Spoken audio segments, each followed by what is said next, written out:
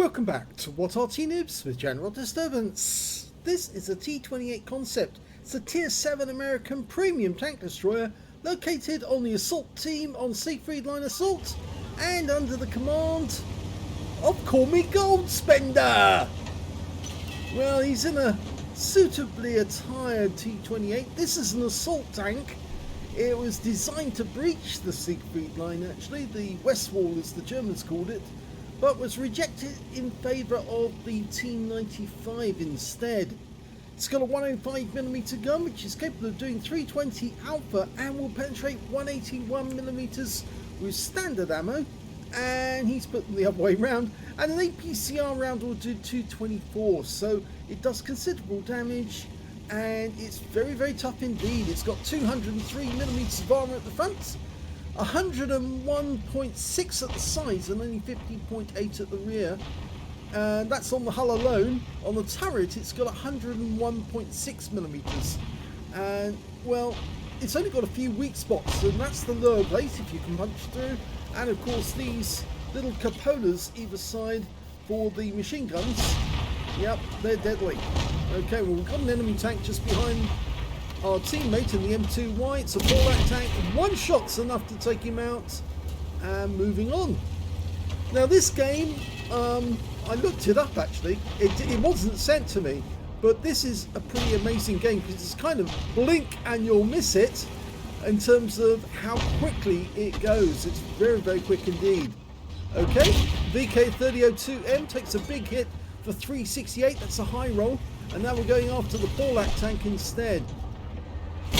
And he's out the game, so that's the second kill. We are taking hits from the enemy, but we're dealing out as much damage. And there goes the VK3002M. The standard reload time is 9.59 seconds. But you can actually see that Call Me Gold Spender has actually got 8.11. He's just blown up the T1 heavy as well, so now he's up to 4 kills in this game. Next target looks like it's going to be that M2Y. Yeah, he's looking around actually at our EBR Hotchkiss, not at us. And that was a mistake because now he's been blown up altogether. We've got Stug 3 Aslains ahead of us. Okay, just the right side of his vehicle showing. We get a low roll on that one for only 298. But we've got the wreck of that M2Y between us and the enemy, or the M6 does get around into our side, but the Stug is now dead, so we can now turn aside without the Stug firing around him. Now these tank destroyers, you can actually get one if you complete the second set of personal missions, because this is the reward for the second set. The first one's the Stug 4, and then you get this one. And this is actually a very good tank to get, although it can be taken down if you know where the weak spots are. T29. That's another hit, but it's a low roll. Got another T28 HDC on the enemy team over there. Let's see if we can get around into him. He's aiming for the weak spots. He's trying to get the machine gun ports, and yes, he gets him. And he's out the game, and that's a Radley Walters for 8 kills. Okay, T29. Yeah, he's gone. That's another 297. There's an M10 RBFM up there. He actually did punch around into us when we were trying to deal with the enemy T28. Oh, and a drive-by there on the Sherman 3, who went through the frame at the wrong moment and took a round. So that's now a Pools medal. And he's now on for a collar ban off because he's all alone against 5 enemy vehicles. Just took a shot there from the enemy EBR Hotchkiss. MXALC. And he's gone. That's 11 kills. How can he keep doing this? Well, look at the number of hit points he's still got left. He is taking damage. The gorilla gets a shot into him. And the M10 RBFM is now dead as well. So that's now 12 kills. So if he platooned with anyone, they would instantly get a crucial contribution medal. EBR Hotchkiss is trying to run away now. I'm not sure he's going to be able to run away forever. This is an assault battle, so it only lasts 10 minutes. No! He ran straight past the gun, and Call Me Gold Spender took him out of the game. So that's his 13th kill. There's only 2 enemies left, and both of them are Arty. One's the Gorilla, and the other's the Gorilla. So it's just a matter now of killing the enemy Arty, and he's won the game. But if he does it, he will have killed every enemy vehicle in the game. Yep, none of them will have escaped his attention, and he would have killed them all. So he's a one-man army all on his own. Now he's just got to find the enemy Arty, which of course is the Gorilla, and there's one of them, and there's the other. We can see them. Well, I don't know where that shell went, but it didn't hit the enemy Gorilla he aimed at. And the other Gorilla is, well, there he is. He's just smacked us, but he's out the game. And that's now Racine Heroes Medal for 14 kills. Only one more to get. Can he do it? Yes! Pascucci's medal, and he wins the game. A one-man army from Call Me Gold Spender.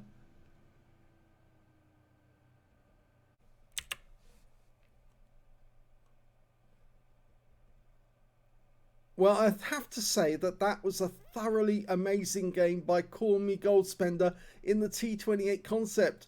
Unsurprisingly, he got an ace tanker out of that, as well as a bruiser medal for getting at least 5 critical hits. In fact, he managed to get 10. He got a duelist for taking down 2 tanks who damaged him, a fire effect for doing more damage than hit points to his own vehicle, and he got a shellproof as well for blocking more damage than hit points to his own vehicle. He managed to get one of the rarest medals in the game, the Racine Heroes Medal. Not many people have ever earned one of these, and you have to take down 14 enemy tanks to get one. He took down 15 tanks. He took down the entire enemy team. And on top of that, he got a collar banos because he stood alone against 5 enemy vehicles and wiped them all out. As well as a Pascucci's medal for killing 2 enemy SPGs right at the end, both Gorillas. A Steel Wolf for blocking the most damage in the game, receiving at least 11 hits from the enemy, blocking at least 1,000 hit points. A High Caliber for dealing the most damage in the game, and a Top Gun for getting at least 6 kills. Just look at that list of enemy tanks. That's the entire enemy team, and he hit every one of them. Let's have a look at team score. Well, unsurprisingly, he got the highest damage in the game with 5,692 hit points. The next highest scorer was the T28 concept on the enemy team, and he only managed 1,584, but he was the highest scorer on the enemy team. The M2Y managed to get 1,308, and the next highest scorer after that was that Sherman 3 with 1,298. When it came to kills, yes, he had the highest number of those with 15. None of his other teammates managed to get a single kill, of course, because he killed them all.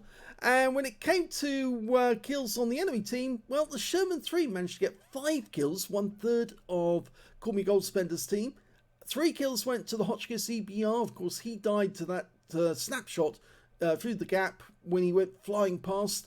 And all the others on that team only got a single kill or nothing. And when it came to base XP, Call Me Gold Spender got 2,315 base. The next high scorer being the M24 Chaffee, who only managed 584, which is less than a quarter of the amount that Call Me Gold Spender got.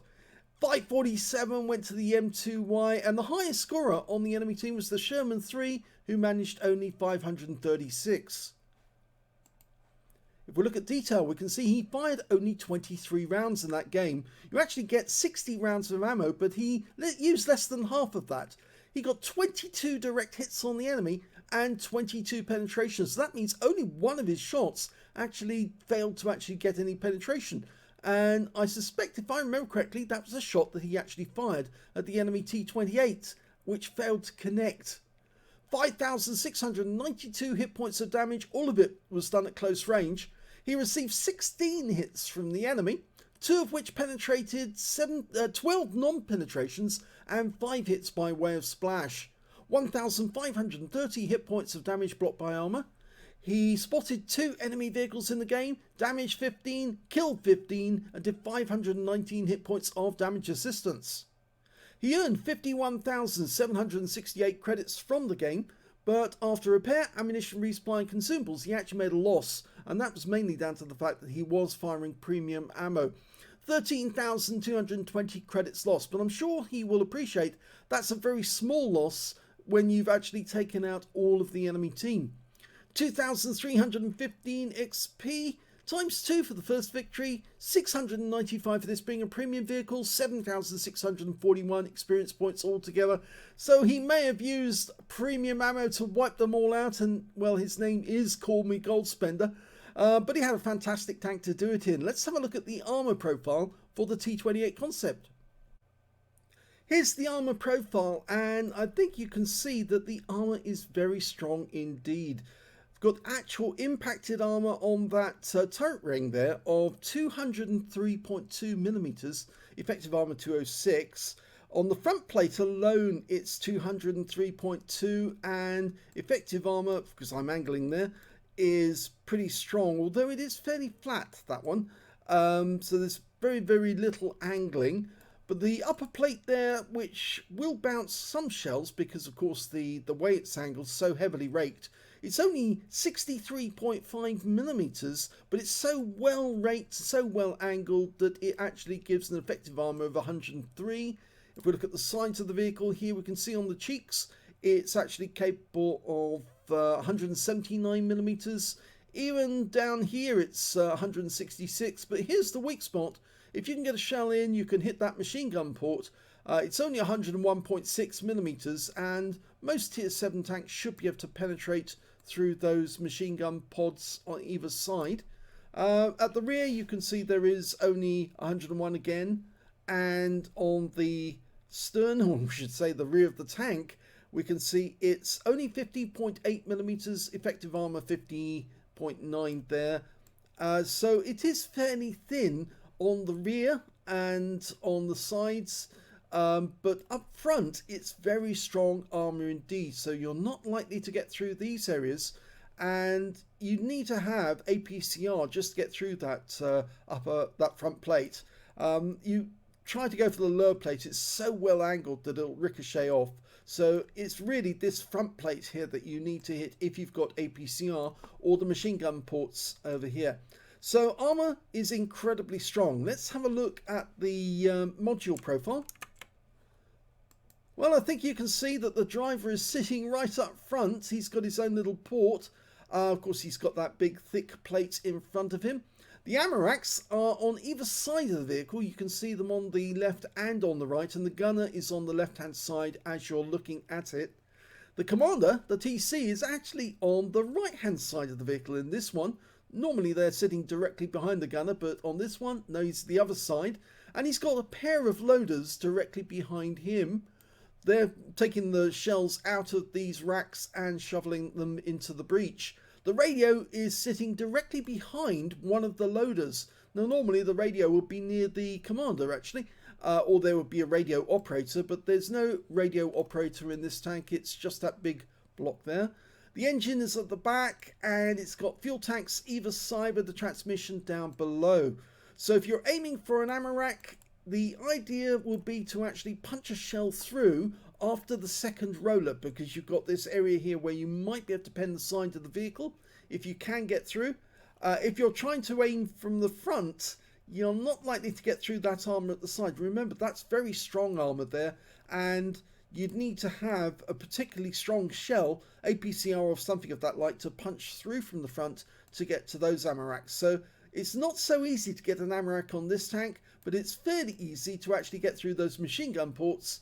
And if you can get through the sides of the vehicle, side on, you might be able to take out both the loaders, or at least one of the either the commander, or take out his radio or the fuel tanks. So have a go at those if you can, but most people do aim for the machine gun ports. It's so much easier to do that. So that's the module profile.